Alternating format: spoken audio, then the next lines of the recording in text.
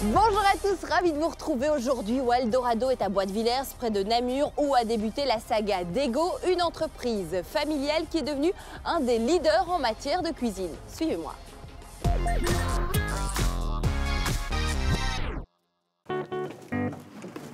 Bonjour madame.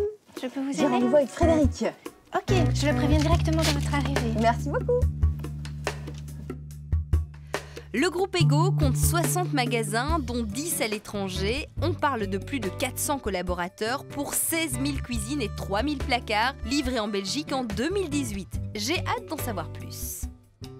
Bonjour Frédéric. Bonjour Émilie. Merci de nous accueillir. Vous êtes le patron d'Ego, une entreprise qu'on connaît très bien dans nos régions. Que veut dire Ego? Alors Ego vient de l'œuf, egg en anglais. L'œuf d'abord c'est le cocon familial et la cuisine fait quand même partie de ce cocon familial. Deux, on trouve que c'est un objet très nature, très design, très épuré, un peu comme nos cuisines et comme les matériaux qu'on utilise. Et c'est aussi un ingrédient qui n'est pas très cher. Et c'est vrai que chez Ego, on a une volonté de rendre accessible le design. Et donc voilà, à travers l'œuf, on avait un peu tous les éléments qui nous réunissaient autour de notre ambition. Et comment tout a commencé? Alors l'histoire de l'entreprise familiale remonte à il y a 40 ans. Ouais. C'est en 79 que mon père ouvre son premier magasin d'électroménager, pas très loin d'ici, donc dans la région de Floreffe. Oui. Et il va ouvrir environ 25 magasins. Eurocenter en l'espace d'une vingtaine d'années pour devenir un leader wallon de l'électroménager à l'époque. Ensuite, le monde du retail évolue et on décide en 2007 de créer une nouvelle marque qui s'appelle Ego. Et vous êtes rentré quand dans cette aventure? Alors moi j'arrive en 2009, dans un moment qui est un peu compliqué dans l'entreprise. À savoir donc Ego est en plein démarrage, on ouvre 40 magasins en 3 ans, mais c'est la période de la crise économique. Et donc moi j'arrive en tant que consultant pour donner un coup de main et essayer de mettre en place un plan de sauvetage. Je voulais pas travailler dans la boîte familiale au début, donc je suis venu comme consultant. On était deux. Ah, voilà. et en fait quand j'ai vu ce qu'on a réalisé en 6 mois, un plan de sauvetage sans licencier personne, où même les collaborateurs nous disaient qu'est-ce qu'on peut faire en plus, je me suis dit, mais en fait, il y a quand même quelque chose de magique dans les entreprises de plus petite taille et belges. Et donc voilà, j'ai donné ma démission et j'ai signé chez Ego.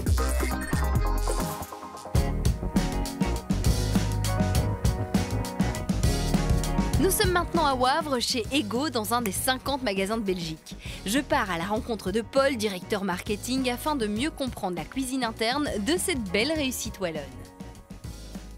Paul, combien de modèles de cuisine vous proposez à vos clients? En fait, c'est infini. Dans nos showrooms, on va trouver exposées entre 15, 16 et 25 cuisines, ça dépend un peu de la taille des showrooms.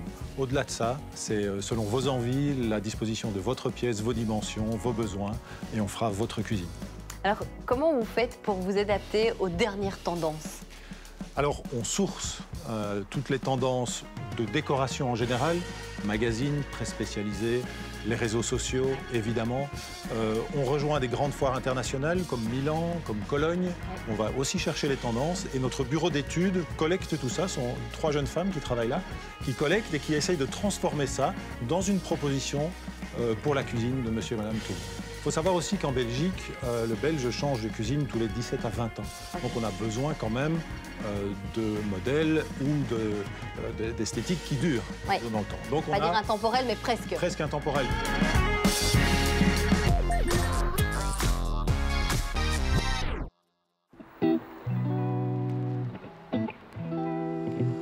Eldorado poursuit sa visite chez Ego. Paul va m'expliquer comment se déroule la conception d'une cuisine.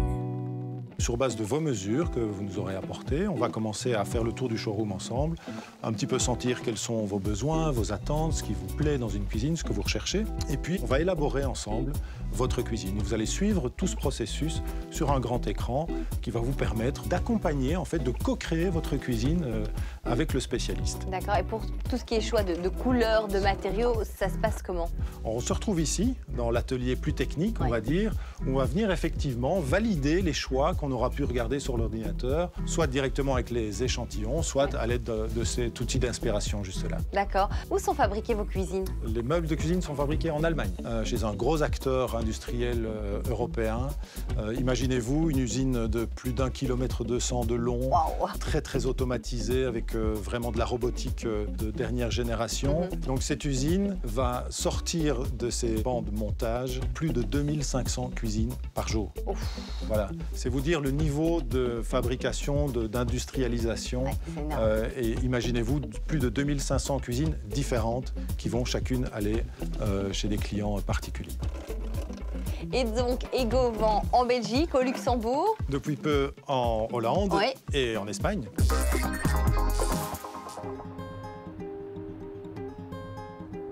Je suis maintenant à Rhînes, près de Namur. Frédéric m'emmène dans l'énorme entrepôt Ego. Et donc ici, c'est le centre logistique. Centre logistique, oui. Donc toutes les cuisines qui sont livrées sur toute la Belgique et le Luxembourg passent par ici. Elles sont livrées depuis l'Allemagne par les camions mobiliers. Voilà. Ah oui. Ce bâtiment représente un investissement de plus de 7 millions d'euros réalisé en 2014.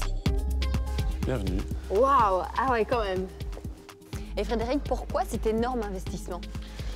On s'est rendu compte assez vite que dans le monde des cuisines équipées, des placards, la partie logistique était vraiment importante pour être sûr de délivrer de la qualité, qu'il n'y ait pas de casse. Et donc on a décidé en 2014 d'investir dans un centre logistique qui appartient à Ego pour maîtriser tous ces aspects de la qualité. Combien de cuisines sont livrées par jour? Alors en moyenne, je dirais 60-70.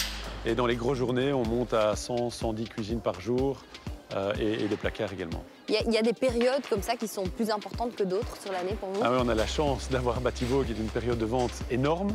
Et évidemment, les ventes de Batibo vont avoir un impact 7-8 semaines plus tard au niveau de la logistique où ici on va doubler, tripler le volume de traitement sur une journée. Pour le bonheur des équipes parfois. Oui, ça doit être fatigant. Voilà, c'est parfois des moments très compliqués, mais on sait que c'est passager, donc voilà, on passe. Je suis vraiment impressionnée par l'immensité de ce stock. C'est là d'ailleurs que je vais retrouver Michael, le responsable du service client. Alors, la livraison d'une cuisine, c'est vraiment la finalité. Vous en livrez 70 par jour. Oui. Ça se passe comment avant concrètement? Alors avant, donc dès que la signature a été faite avec le client du bon de commande, on va suivre à la fois la production, assembler l'ensemble des éléments qui constituent une cuisine, puisqu'il y a des meubles qui sont fabriqués en Allemagne, mais aussi des électroménagers qui viennent de plusieurs fabricants. Et une fois que les éléments sont rassemblés, alors on livre chez le client. Et c'est Ego qui s'occupe également du montage de la cuisine? Oui, tout à fait. À la fois du montage, mais aussi du suivi de la qualité de l'installation. Nous avons environ 200 placeurs indépendants et agréés par Ego qui assurent l'assemblage de tous les meubles qui arrivent montés d'usine.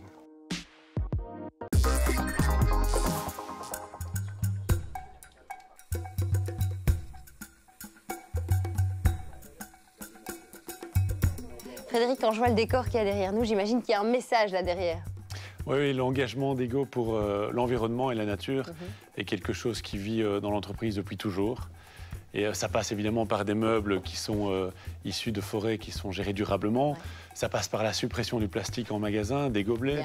Ça passe également par tous des nouveaux panneaux photovoltaïques qu'on a installés sur notre centre logistique. Alors dites-moi, vous êtes aussi engagé sur la scène humanitaire.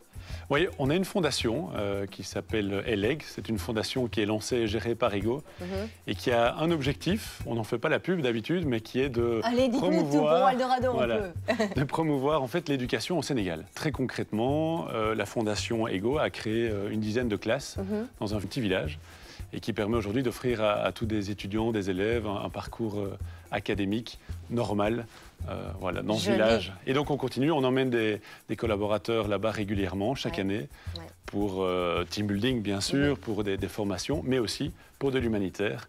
Et donc la dernière fois, on est allé peindre ces classes avant l'inauguration. Extra, joli, bravo en tout cas. Bon, vous êtes tout jeune, on a le même âge, mais on ne dira pas lequel. Est-ce que c'est pas difficile pour vous, étant si jeune, d'être à la tête d'une si grosse entreprise? Comment vous gérez ça? C'est pas facile, mais c'est plein de défis excitants. Et je dirais que l'enjeu numéro un, c'est de considérer que rien n'est acquis, qu'il faut toujours s'entourer des bonnes personnes et poser des questions à plein de gens pour essayer d'aller chercher la bonne réponse. Et qu'en est-il de votre avenir? Alors l'avenir, il est plein de challenges. D'abord pour la Belgique, on doit continuer à développer, à ouvrir encore quelques magasins, surtout en Flandre. Et on a un deuxième axe de développement très important en Belgique qui est le placard et le dressing. C'est un marché qui est assez petit aujourd'hui, mais qui est en train de grandir. Et pour l'étranger, qu'en est-il? On cherche encore 1 ou 2 pays supplémentaires à terme, avec une vision, un rêve, je dirais plus, c'est d'atteindre 150 magasins à l'étranger dans les X années, on va dire. Bon, mais en tout cas, je vous souhaite beaucoup de courage, que tout se passe bien. Et en tout cas, un grand merci pour cette visite qui était très intéressante. Quant à nous, on se retrouve la semaine prochaine pour découvrir de nouvelles pépites wallonnes. Salut!